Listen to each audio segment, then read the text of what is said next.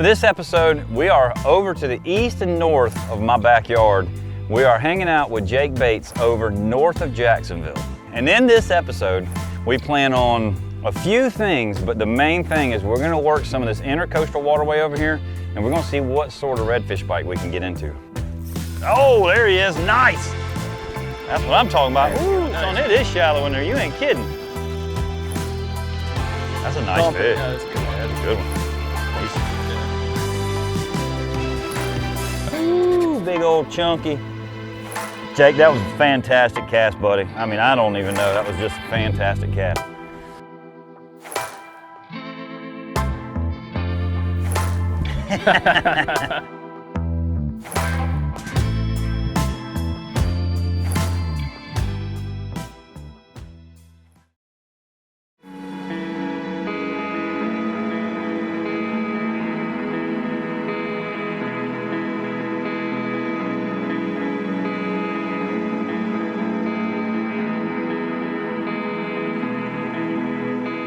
So the trip across the state was extremely unnavigatable, let's put it that way. Lots and lots of fog. I think I showed up 45 minutes late, if not an hour. Traffic was horrible, and as you can imagine, the waterways were a little gummy.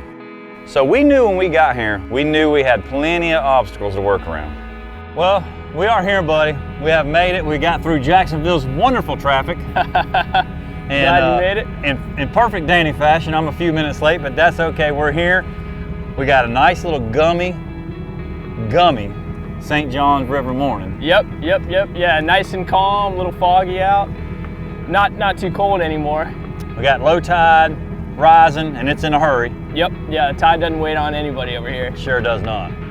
What's the game plan, the quick, fast and in a hurry game plan we have for this morning for this tide window? So this time of the year, it's mostly about the low tide, a lot of schooling fish. So we're gonna go hit some low water, and then as the water comes up, you know, maybe we'll try to hit some high tide spots, and you know, we'll go from there. All right. I get hungry about lunch. You think we can be done by then? yeah, I hope so.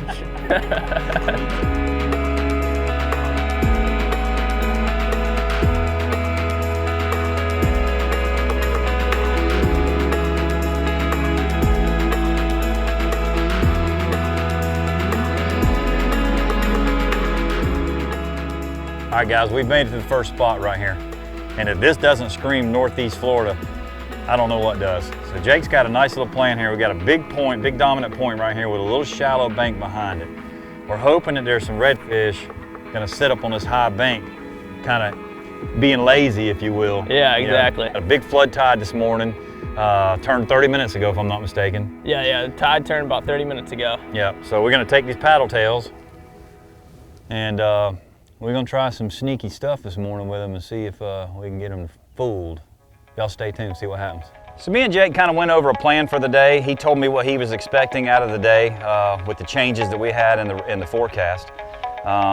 He picked a little piece not far from where we started on a little wall on the intercoastal waterway with some low tide. But buddy, them fish, they were not happy to see us. All right, so we got a school fish right up here in front of us, just a little out of casting distance. I think they're pushing away from us right there, but they should either settle, keep going down, or turn back around. So this has to be one of the more difficult fisheries and harder places to figure out in the state. In my opinion, I've fished all over. I grew up fishing over where Danny's from, over in Cedar Key and stuff, but what's different about this area is the tides are so extreme. We'll get 5-6 foot tide swings, and the fish, they move around a lot. And you know, they're concentrated at a low tide, but as that tide starts coming up and the tide gets up into the grass, the fish can they can go up into the grass and chase the bait up into the grass, and it gets difficult. Spot one did not work. Mr. Bates says, them fish is too darn snobby for me this morning. We're going to spot two. As that tide began to drop, Jake's mind started spinning, and that local guideness come out in him. And man, it was very, very cool to watch, to see him diagnose the details that we were looking at. He made another move to a little further down the intercoastal waterway to a little bit, and I mean a little bit different scenario, and it got real interesting shortly after. So this is very similar to the spot we just left, and those fish were snobby. They didn't want nothing to do with us. Yeah, yeah. This looks like it might be just a little deeper sooner. That was a little more confined, tighter, shallower. Yeah. So maybe we'll get a little better cooperation out of these dudes. Your other pets didn't like us. No, they didn't like us at all. All right, let's see what happens with these guys. No, they're coming down this way. They got excited for some reason. I'm not in it, I can tell you that. Yeah? Yeah, okay, all right. Hey, we finally got him to listen to us. Let me see if I can't button up real fast since you just getting started. Uh-oh. Oh, that's a decent one too. He ate it and swam. Ooh. Nice. I can't see my plug right this second. I'm gonna go ahead and reel in to help you out. Perfect. Oh, yeah. Oh, he slurped it. He did, yeah. He slurped it. Man, we was on them other fish. They didn't give a darn about us. No. But these guys wanted to eat. These guys was ready to see us. They Yeah. were happy for what we had for them. Nice job.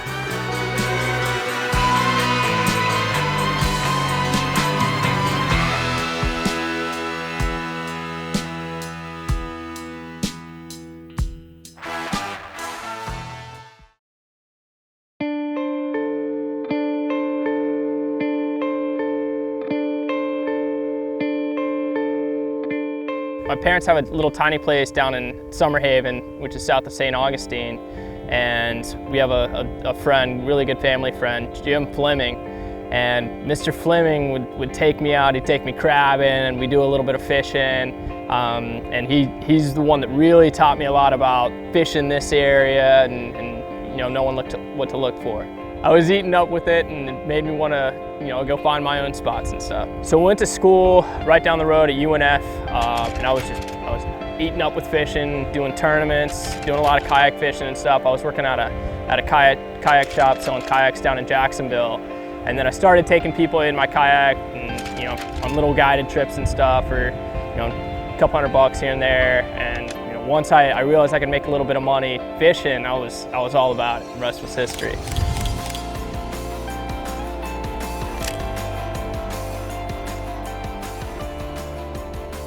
Oh, there he is, nice.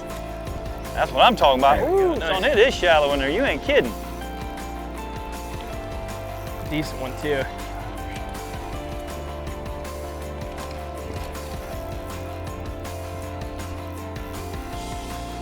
Well, that's my last throw to top water. Yeah, that's why We're gonna go ahead and put that too up. much around here. Yeah. I like throwing something that they're gonna pick up and That's a nice thump it. fish. Yeah, that's a good one. Yeah, that's a good one.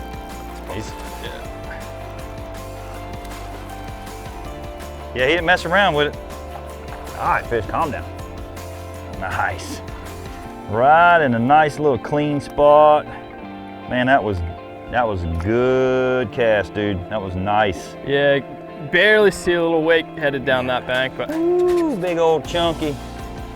Almost perfect, or right at perfect fish. I don't know what he looks like. He's right there. Nice job, dude. Jake, that was a fantastic cast, buddy. I mean, I don't even know. That was just a fantastic cast. appreciate it. One thing you will learn as you fish with local captains and people from their neck of the woods, let's call it.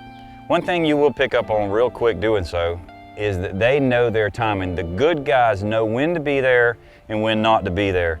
So when we got there, it was very shortly after that we picked up a short trend and we went to work on him. Oh, there he was. Dang, That's he where he moved went. that way out. Yeah, he did. That's where he went to once his belly got full. He did all that digging and Might be one up there. I see it. He did all that digging, got tired, and had to go out there and lay on the couch for a little while. Come on. There he is. Nice. He is running. There we go. We got him all buttoned up. I don't think he's that was big. a perfect cast. I don't think he's Yeah, that probably big. not but- as big as mine. Oh, dang, that's what right here is. This right here was. Right here in the mud just blowed everything up. He might grow on you. No, that's a good I don't think he's that's a gonna, good but he one. might. Woo, son, he's mad. He all of a sudden, he heard me call him small. Now he's like, oh, okay, I see. Man, Jake, this feels good. You actually getting my fish. Yeah. This feels much better, buddy. Man, I appreciate it. It sure is nice watching you release one for me. Yeah. I've been working for you all morning, man. It's nice to have somebody work for me for a change.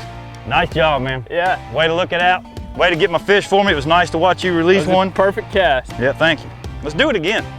The thing about this area is we have small windows, you know, really good 30, 40 minute long windows, sometimes an hour, sometimes 2 hours, but for the most part, it's, you know, right around an hour, give or take, where we have a really good small sight fishing window.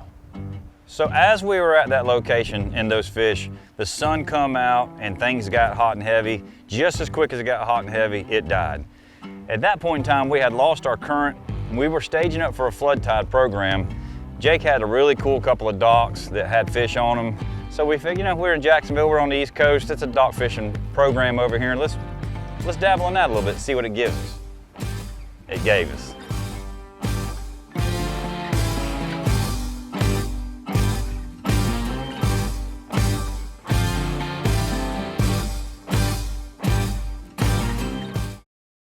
Guys, it's time to take control of your business. With Digital Sportsman, you get an all-in-one platform built just for you. With seamless online booking, automated scheduling, plus you can seamlessly integrate our booking platform onto your website and manage your customers with ease. Your listings get put on the Digital Sportsman Experience Marketplace, driving more customers and getting you more bookings. More bookings, less admin work, and no commission fees. Join the platform built for guides by guides. Sign up today at www.dspro.guide.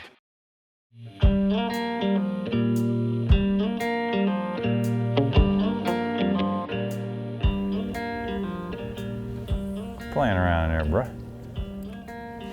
No, there he is. There he is. Get him? Yeah. Yeah, hell yeah. He taste tested me like crazy. That's a nice one. Do you have a net on here? Nah, we'll put him up on the edge here. Let me slide underneath you here. Just get it on this side. Here, let me help you land him. Oh, I got one too. Oh, there he goes, running with it. Woo, it's on, it's on, it's on.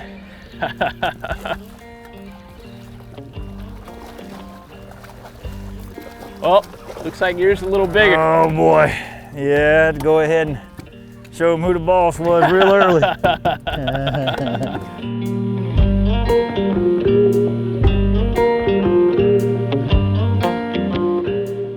Slid in here, a couple live shrimp, boom, boom, right off the bat. Your pets are still here. Yep. Your pets are still here.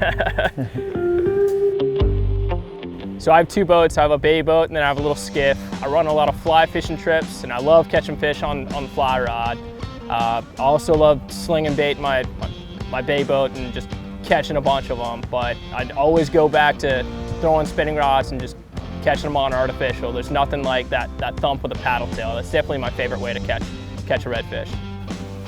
So Jake, one of the things about, and this probably is going to cover a whole lot of areas, because about anywhere that there's salt water, there's docks. Right. Anywhere there's water, there's docks. So probably what do you think is the most important thing to tell people at home that may or may not ever dock fished or not really been very successful while trying to dock fish? So what is your kind of, let's give them like two pieces maybe, you know, because you do a lot more dock fishing than I do at home. Yeah, so, we have a lot more docks over here because it's, you know, a lot deeper. So I think, you know, the keys to a good dock, you know, you want some sort of a hole. A lot of docks don't have much of a depth change to them at all. Some right off the slope of the intercoastal there. Sometimes there's not much of a transition. So you want some sort of hole, I think helps. And then a lot of times those broken docks, the ones that have gotten busted up from hurricanes and stuff, those are the best ones, the ones that are abandoned. It seems like that's usually what I'm looking for, is the even worse shape, the better. So I want to add something to that.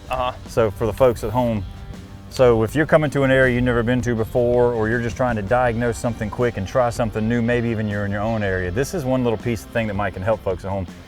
You can utilize your data card doing this by just simply looking in the creek systems, and if you can get lucky enough to find a house on a dock, maybe on a point. Yes. With a creek that turns. With a big bend, exactly. You got two things that's going to happen there. That rush of water is going to pinch and turn and speed up and wash the bottom out farther, which hopefully will wash it to some hardness. But you can look on the data map and go, yeah, okay, that right there looks like it's good. like you said a second ago, not every dock's going to be good. Exactly. They need some water. Most of them are bad, yeah. So definitely location. Location is definitely. So, really so most important, but. What would you say about, say, old docks and new docks? I would say the older the better. You know, the more growth on them, the more barnacles and stuff, especially the ones that have gotten beat up by the hurricanes, where there's structures falling into the water, maybe a roof piling, something like that. Yeah. Definitely the more beat up, the better. Yeah, if you definitely are just cruising around and you see a dock that's got old roof and old poles and new planks, fish it, because the old planks might be on the bottom. Yeah, exactly.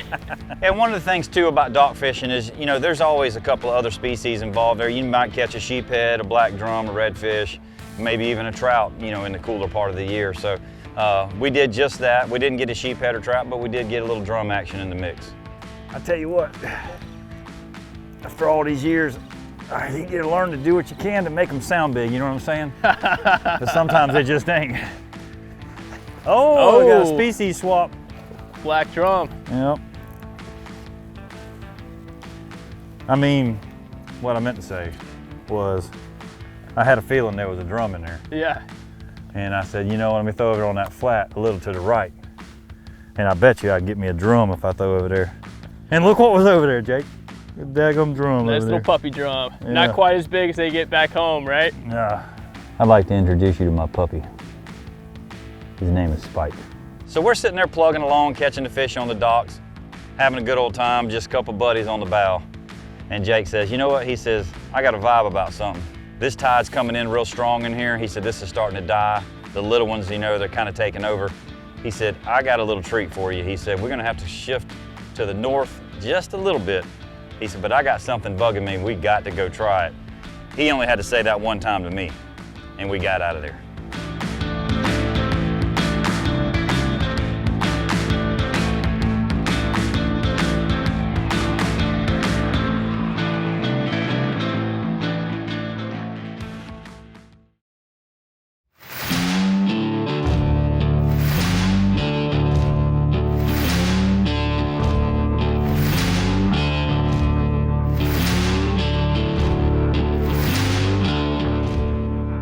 So we pulled up to the first spot, checked it out. That didn't work out for us. But the second one did. There was several little groups of 4s and 5s in this little flooded grass area.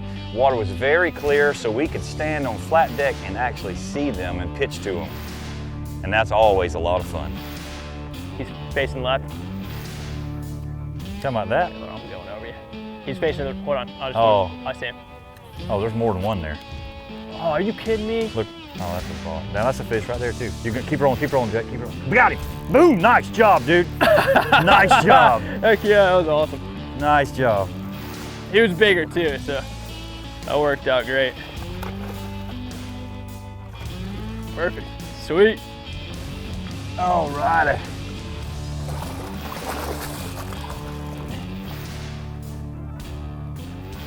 Well, man, that was neat as can be. We tried these fish in a different area this morning. They were snobby. We said, you know, hey, we got some live shrimp. Let's go catch some fish. Let's check out the dock pattern. Yep. And then, you know, once we was successful there, we said, hey, you know, let's shoot for the fence line. Let's go see if we can sight fish one. Let's go do it. Yeah, it's fun catching them like that out of the bay boat too. And it don't get no better than that right there. That was cool. That was a good Louisiana. Got to see the whole mouth flare and all of it. That was perfect.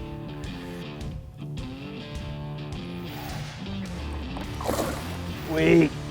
That was perfect. Man, you gotta love perfect, that. Man. That was awesome. Nice work. Way to stay with it. Yeah, well, thanks for telling me about that fish right there, because I really didn't see him. I was pissed that that fish boogered up. My cast was just a little too close. You done threw your sucker in the dirt and everything. Yeah. So as the tide was coming up, we were fishing this little flat, nice clean water. We were seeing a bunch of fish here and there. And you know, I'm always kind of looking ahead. Sometimes I'll look behind me, and I like to think I don't miss too much, but Jack, the camera guy, he was like, hey, there's one catch right there. And he pointed, I threw one right behind us, and boom, it was like it was meant to be. Slurped it right up. Going right? Yeah. I don't. Just cast right there. Yep. I don't see him. I cleared. Thought I saw. I believe we can't bump into one with There you go. There you go. He did eat. Man, nothing like spooking them and catching them.